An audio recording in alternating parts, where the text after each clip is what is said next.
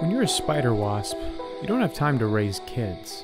They're expensive, they're a liability, and they never stop asking for more spider gut snacks. So rather than deal with all that, it's best just to find a little crevice to lay your eggs and call it a day. But you still need to make sure your neglected progeny survives, right? Well, maybe the ideal house for your precious little ones is a bone house. Turns out that sharing a dank nook with the unalive is a great way to survive here in life, death, and taxonomy.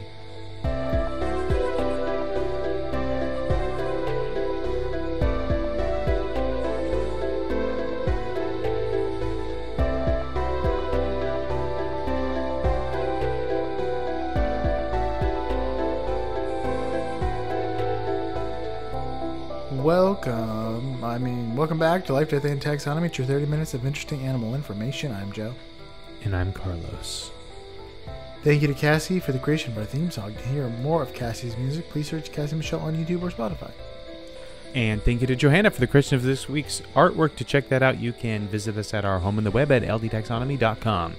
And a very special thank you to our patrons, to Jesse Raspolich, Carol Raspolich, Richard Caspar, Lottie and Aubrey, Gray Hughes, and Wednesday Rabbit. Thank you so much for your support. It's greatly appreciated. Thanks for helping us keep the lights on. And today we're talking about an insect that would probably shop at Hot Topic, but more on that later. This is the Nightmare Before Christmas kind of goth. Yeah. The one that likes skulls and bones, but also musicals. Yeah. Yeah. Somehow that works together. It's a very specific kind of theater, kid. What are we talking about? We're talking about the Bonehouse wasp. Bonehouse sounds like an obscure, EDM music. Yes, it sounds like it could go a lot of different ways. But what I first thought about was those bone cathedrals. Those ossuary? Ossuaries, yeah. Like the Sedlec ossuary in the Czech Republic and the Skull Chapel in Poland, where they have chandeliers made out of bones and the walls are lined with skulls and femurs and real ones, not just you're not walking through the King Kong ride line at Islands of Adventure. I think it's the Sedlec one in the Czech Republic. No, it's the one in Poland. It's the bones of the people that died during the 30 Years' War. And they just gathered up all of those remains and built a cathedral out of it.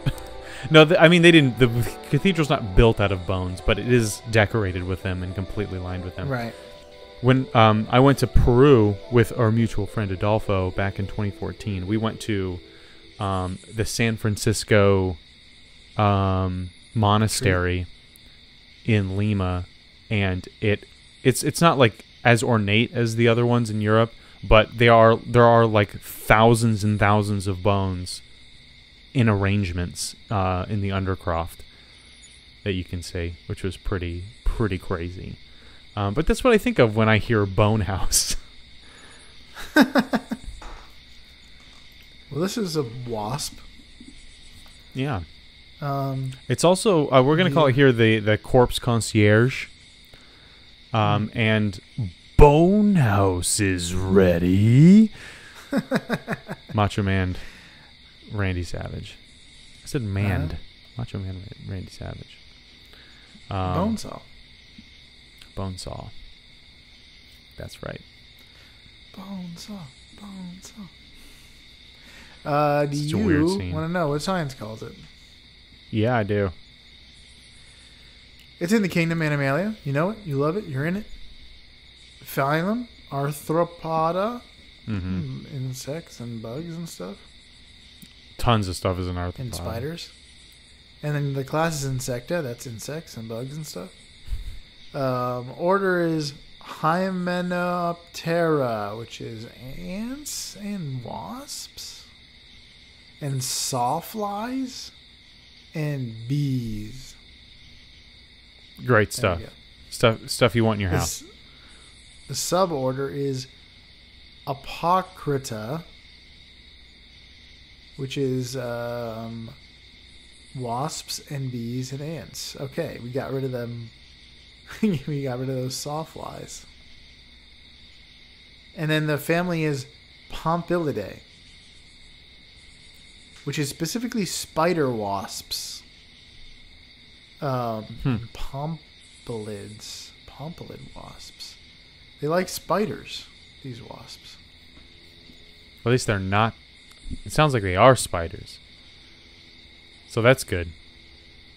Because a spider wasp just sounds like that's the main inhabitant of hell. It's like it's like hunting. It's like a bird dog. Yeah. It's not a dog with the features of a bird. It's a Like dog it's not specifically hunts Bloodborne where birds. there's like dog heads sewn onto bird bodies and vice versa. It's not cat dog. And then the class is deuterocanonical. I mean, Deuterogenia.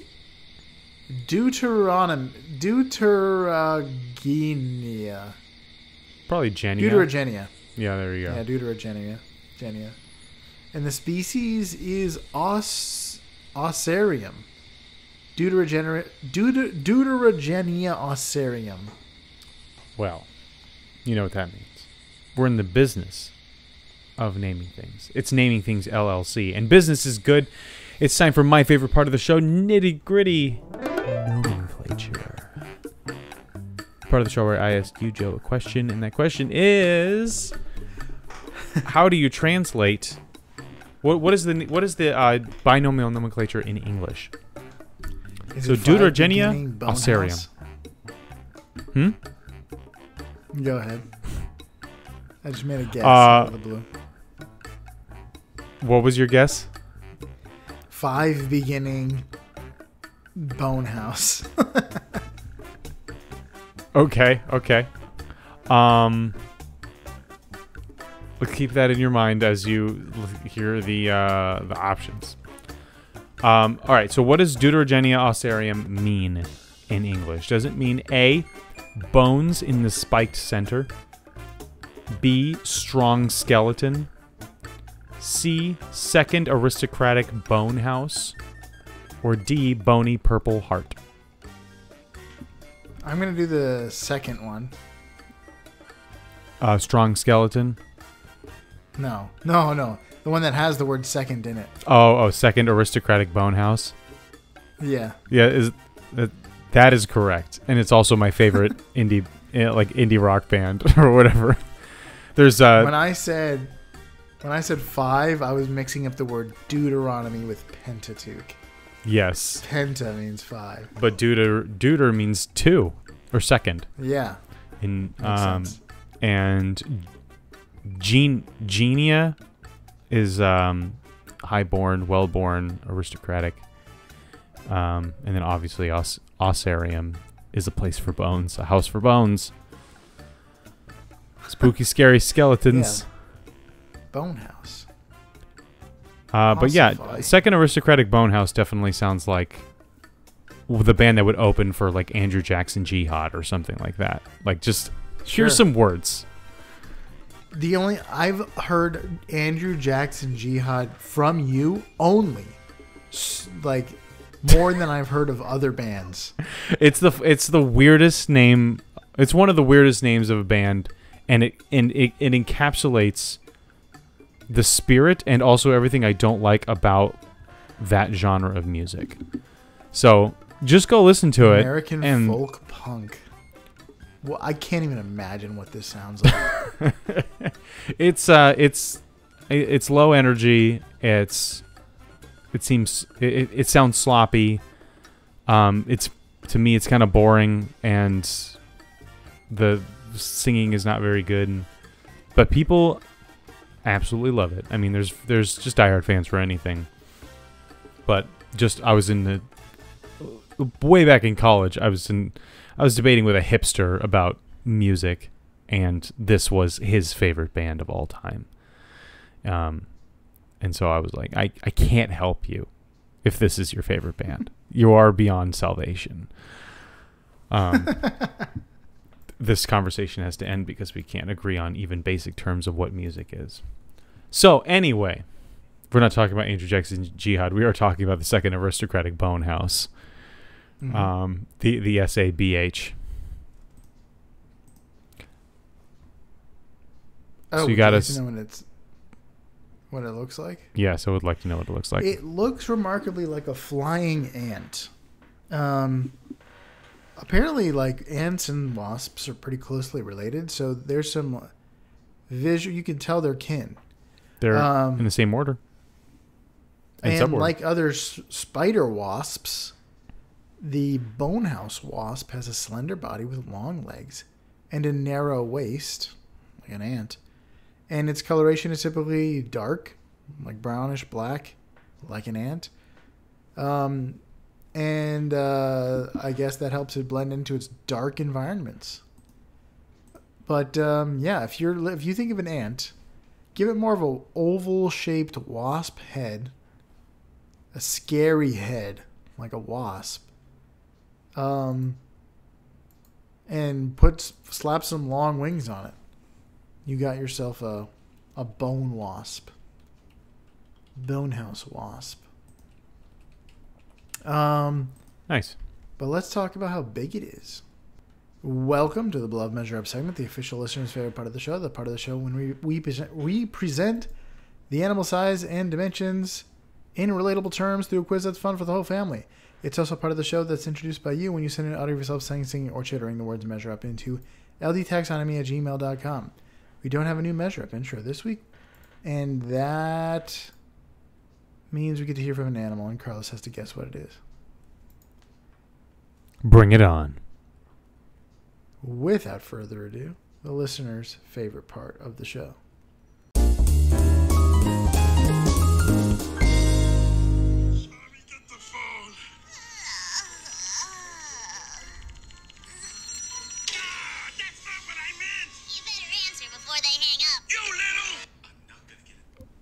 Do you know what that's from?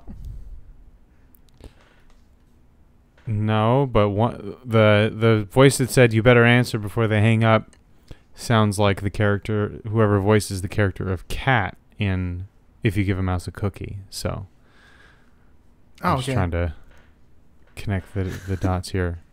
Cat's an inventor. Bee. Charmy Bee. Is that from the Bee movie? From the Chaotix Sonic team. They're detectives. One of them's a crocodile, one of them's a bee, and one of them, I don't know, a rhino, like a pink small. What is rhino. It called? It's a Sonic. It's like the Sonic. It's from the Sonic universe? Yes. Sonic. It's a chameleon. Oh, Espio the chameleon. Interesting. He does look like a rhino. Okay. Well, I've learned something new. Charmy the Bee. Sonic is a world I know nothing about, and yet I thought I at least knew who the characters were. And now there's just this whole team of like spin-off characters that, like, okay. It's funny, like, it's like Arthur, where it's like, this is an aardvark, and you're like, if you say so. Okay. Yeah. It is funny how Knuckles is an echidna. All right. How it's like just all you need is like a few basic character like physical traits, and then that cartoon is the thing. Yeah. But I was recently, this is a total aside, but I was recently thinking, like, why are crocodiles always green? And we just saw this, like, in this like Sonic thing. There's a crocodile and he's green. Like, maybe alligators. Alligators are always black unless they're covered in algae. Crocodiles have like a greenish, tiny like green hue. Some of them do. Most of them are gray. So it's just weird that like they're always green. It's weird that elephants are blue. They're not blue. Oh yeah, that's true. So yeah. Anyway, I don't know. It's just I'm surrounded by cartoons of animals all the time, and I was just thinking like, why am I grabbing the blue? Why is my son grabbing the blue crayon in order to draw an elephant right now? He's seen an elephant. He knows they're gray. I think Anyway. gators are often covered in algae. Algae. So, But they are Yeah. black. So it's like, I think that... But you don't ever see cartoon alligators as black. I mean, even the UF mascot is bright green. Like it's some sort of anole. Or iguana True. or something like that. Anyway, this is not relevant. Let's talk about Sonic. I mean... a bonehouse wasp? Bees. The bonehouse wasp's body length is 8.9 to 15.2 millimeters. That's over half an inch, I think. That is just about over? 0.6 inches. Yeah. 0.6. So the bonehouse wasp is the same length as A. 1/21 millionth the length of the Paris catacombs. B. 1/23 the length of a human femur. C. 1/3 the height of a 2-ounce can of Campbell's bone broth. 2 ounce? I meant to say 6 ounce. 6-ounce can. I don't think you can buy it in 2-ounce cans. Yeah. I think it's not the femur one. Let's go with the soup. Or broth. The bone broth. Final answer? Yes. That is incorrect. Ah. The correct one is the catacombs. The catacombs, yeah. Well, obviously. Yeah. There's around 280. I thought I saw like 200 kilometers. I thought I might have done the math for 200 miles, but it's like 174 miles. And despite the vastness of the tunnels, only a fraction of that mileage is open to the public. You can go visit it, but Is it I think a lot of it's flooded, if I remember right. And I think they made a movie about it called As Above, So Below. Uh-huh. But it would be That's cool to scary. visit. I think that stuff is awesome. Bone-themed interiors. Just like really, really old catacombs. Oh, It's yeah. just like a cool place to be. And I'm not a Hot Topic guy. I just like that. It's just like a lot of history, and it's like, wow, these are actually the people that lived back then. Like I'm looking at them. Yeah. Yes. Let's talk about their forewing length. The length of their wing. Okay. Not the span, just the wing. The length of it. The bonehouse wasp's wings are the same length as A. A black Jared Leto. A black widow's Same height. foreleg. Yeah. B. 1/15 the height of a human skull. Or C. 1/1000th the height of Cemetery Church of All Saints in the Czech Republic. That one. The Czech Republic. Yes. That is correct. It's 1,127.82th the height of the the Cemetery Church of All Saints, which underneath that church is the Sedlak Ossuary. Oh, is that's the why you made a chapel. face when I mentioned it. Made of skeletons. And there's some 70,000 people decorating the Sedlak ossuary, or at least their bones. Yeah, they're not actively decorating it. It's a very So passive people, thing on get there. done in no time. Yeah, many hands make light work. Yeah. But Exactly right. but it really was just one guy who had thousands of people's hands. Yeah. He's like, this is a lot of work. I don't know why people keep telling me this adage. I have all the hands, and I'm going to be here for years. Good thing that happened they were building that in the Czech Republic, and they didn't have that English idiom to plague this man. You know what they to say. make him feel bad about it. That would have been but that's cheeky, though.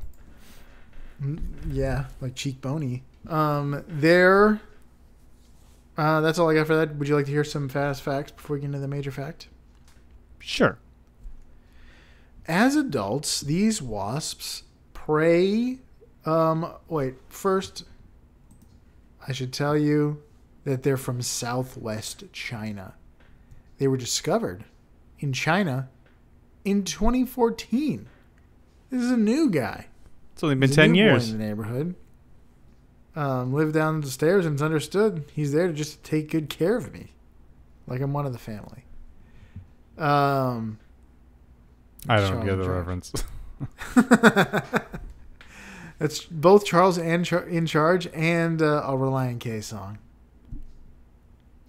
Somebody referenced Charles in Charge on one of my more recent Zoom meetings or Teams meetings, because there's a guy named CJ whose name is Charles. There's a guy named Carlos, and then there's me. And while we were all introducing ourselves to a new person, and I was like, well, I guess I'm Charles number 3. And then some guy was like, Charles in Charge.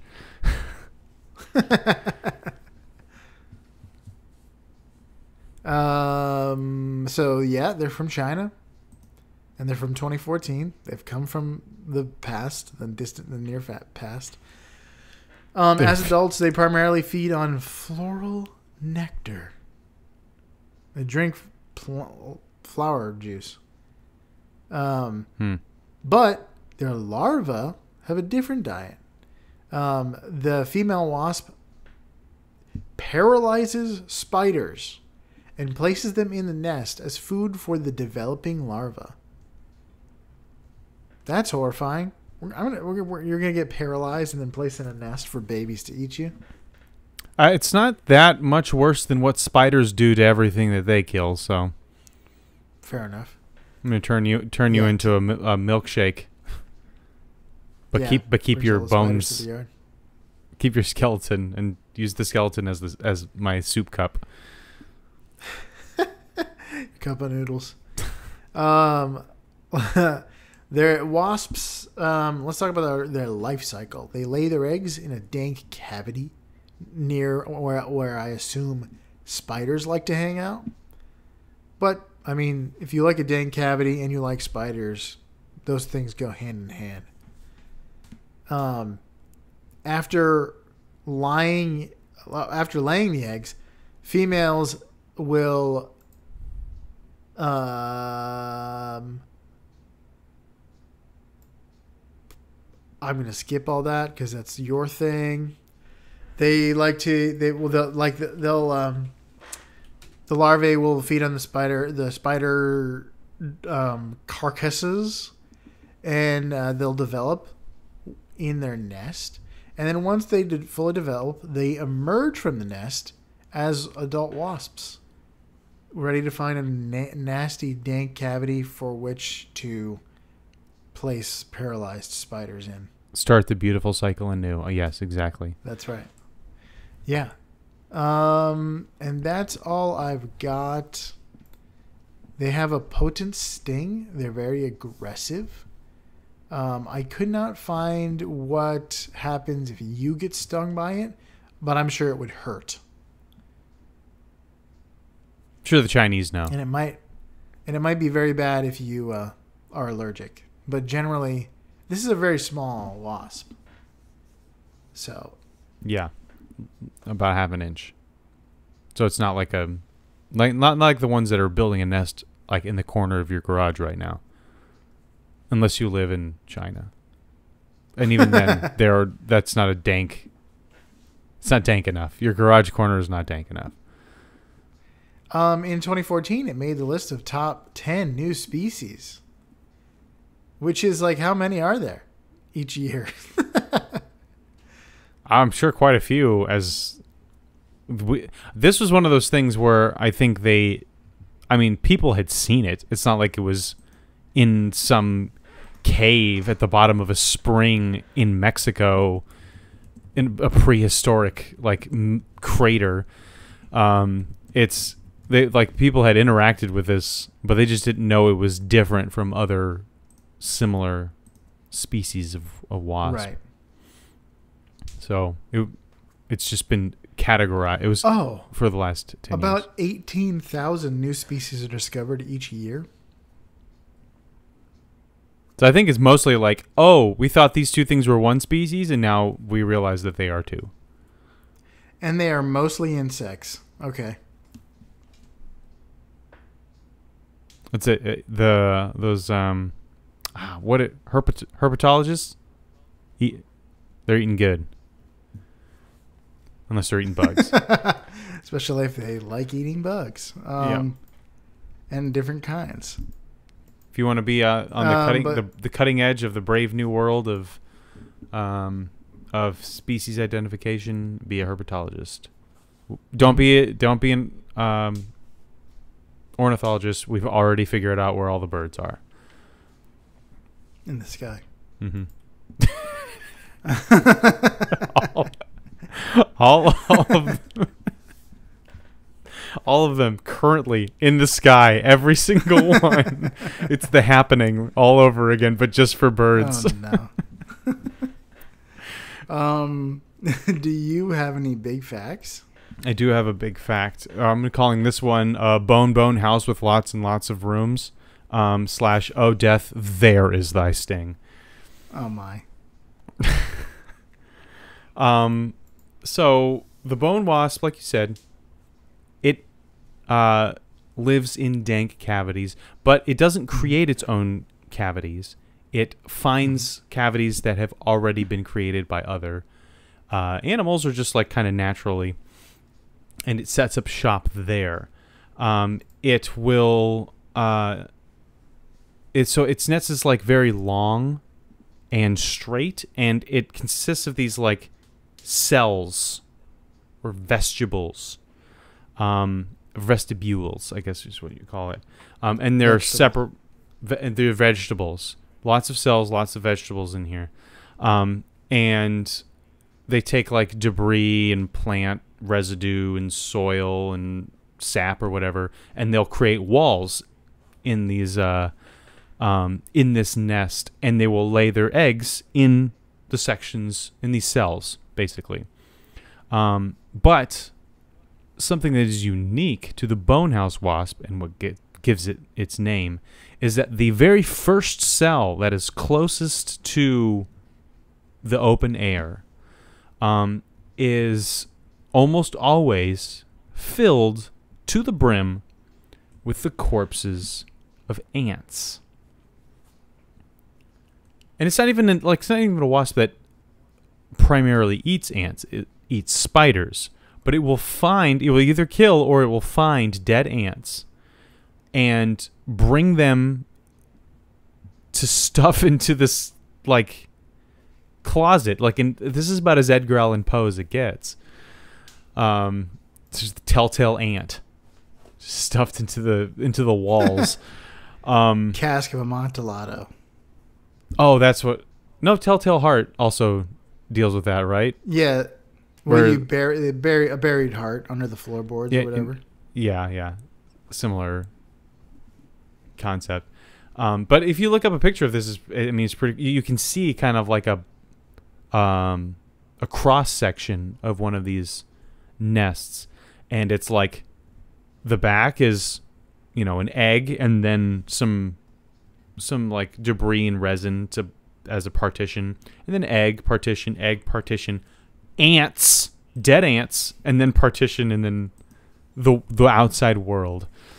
And so it's such an odd behavior, obviously researchers are like, what is happening here? And it's what tipped them off to like, this is a different species than the other spider wasps that are in the area. So the most prominent theory is that ants use chemicals to communicate. That's their they don't have clicking sounds, or they don't dance or like bees do. They primarily communicate using chemoreceptors. And dead ants are still full of that, or coated in those chemicals. And predators who are looking for spider wasps will be looking for the spider wasp chemicals and will be put off by ant chemicals. And so they're going by an area where a spider wasp might be, and then they instead smell very strong ant chemicals, because there's like, 8 or 9 ants, like large ants, stuffed into this tiny vestibule. And then they move on. The same goes for parasites, worms, and things that might parasitize the eggs. And in a study that they did between spider wasps that did not do this and the bone house wasp that does do this, there was a 16% parasitism rate for the ones that did not have a closet full of dead ants, or did not have a narthex of dead ants, because this is at the beginning. It's like when you first walk in, it's a narthex of ants. But the ones, the bonehouse wasp had only 3% parasitism rate, so much less likely to be for their eggs to be eaten or infected. And bonehouse wasps, it's not like they're there protecting the eggs. They lay the eggs, they create this nest, they stuff it with ants, and then they leave and move on with their lives. So this is their only form of defense for the eggs, is to basically engage in chemical camouflage. And yeah, that's the primary. That's the going theory. Obviously, it's a relatively new species. More studies need to be done. It's also in a part of the world where information is not always freely shared. So more studies need to be done from a lot of different areas. But yeah, that's the bone house wasp. Bone is a strong word. It is a strong word, even though technically that is what an ant's carapace is. Is its skeleton? Is it but bone? It is. It is not made of bone. It's a skeleton, but it is made of. It's made of chitin. Yeah. Not calcium. No. It is not bone at all. So it is a strong word. Although chitin house, the building block of wasp chitin didn't really work.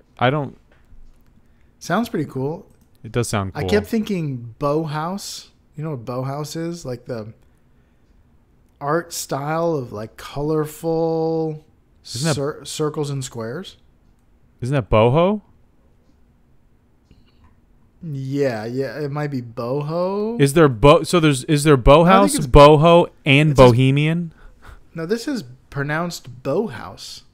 Bauhaus. Oh, Bauhaus, like a German thing. German. And circles and squares, colorful circles and squares. Mm-hmm. Well, the most recent in Airbnb we just set up, maybe well, no, there's actually we didn't do any circles and squares. They're all triangles. So never mind. I'm seeing triangles. That might count. Ooh, maybe we are Bauhaus. Just colorful shapes. The Bauhaus rules. The Bonehouse rules. Yeah. I could have put that, but I think I've made the Cider House rules joke at least a couple of times on this, like Spider House rules or something like that. I don't know what Cider House rules is. it's one of those like Steinbeck-esque stories. I haven't seen it, but it's like, look at these people. They're bad. Bad things happen to them. And now we're done. I hope you enjoyed yourself. Like, that's the Steinbeck-esque part of it. It's like, it's slice of life, but also bad feelings, sadness and misery and death. The thing about that is, like, of all Steinbeck's writings, the one you read as a child is the saddest, darkest one. Like, Mice of Men is the saddest. Have you read East of Eden? Yes. That one's pretty dark. But it has a good ending. Not so... Well, I'm not going to spoil anything. Kind of. There's all kinds of stuff. There's peace. There's peace in the end. Sure. I guess you could argue that there's peace at the end of Mice and Men as well. I guess for whom? I don't know. I don't think so, actually. I just don't like these kinds of stories. Catcher in the Rye is another one. It's not as dark, but it's just like...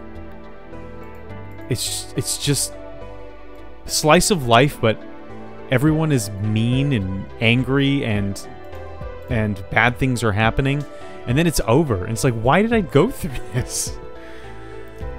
Why did we all go through this? Just to suffer. Yeah. But that's all I got. All right. That was the Bonehouse Wasp. The Chitin House Wasp, we can call it that. For you out there in Podcastia, sprout your wings, strike out on your own, and build your home with a vestibule fashioned out of the corpses of your foes, like the Bonehouse Wasp here in Life, Death, and Taxonomy.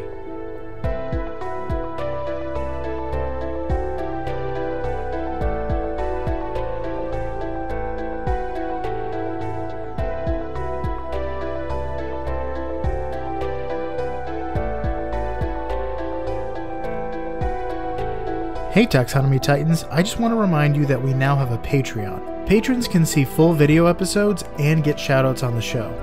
But ultimately, it's a way for you to help us cover some costs and get even better. Still, reviews are the best way to help us grow. So if you haven't left one yet, we'd really love to hear from you. As always, thanks for listening and engaging.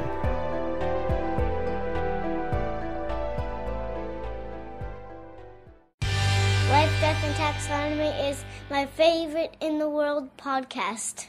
I mean, if you have, like, bones to spare.